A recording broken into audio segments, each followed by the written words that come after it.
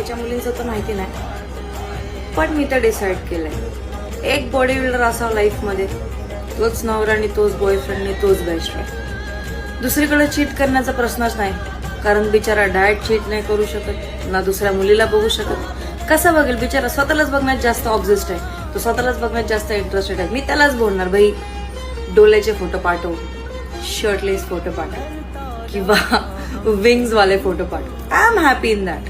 लग्न झाल्यानंतर मी त्याला प्रोटीनवाला जेवण बनवेल, तो मला प्रोटीनवाला डाएट देईल. बिचारा ट्रेनर असेल तरी चांगला, नसेल तरी चांगला, तो मला वर्कआउटला मदत करेल, मी त्याला वर्कआउटला मदत करेल. That's it. जिंदगी सेट आहे भाई.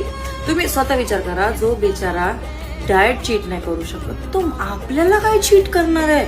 आपलं फिक्स आहे, पाठवायचा जिमवालाच, लग्न करायचं जिमवाल्याशीच, लाईफ सेट आहे. कसलं भारी भाई, तो एवढ्या भारी भारी कपड्यामध्ये पोज मारणार, तो सँडो घालून मला फोटो पाठवणार, असे बॅकवाले फोटोज पाठवणार, ट्रायसेपवाले फोटोज पाठवणार. भाई आपण बघूनच भाई I can't even explain you. That's it. Body builder done.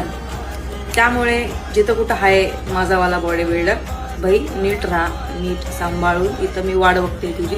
एवढे सगळे व्हॅलेंटाईन्स गेले, आता इथून पुढचा व्हॅलेंटाईन्स डे नाही गेला पाहिजे. तो पण थोडी बॉडी बिल्डी बनवून घे, बस. बाकी काय नाही, घरातले मॅनेज करू आपण.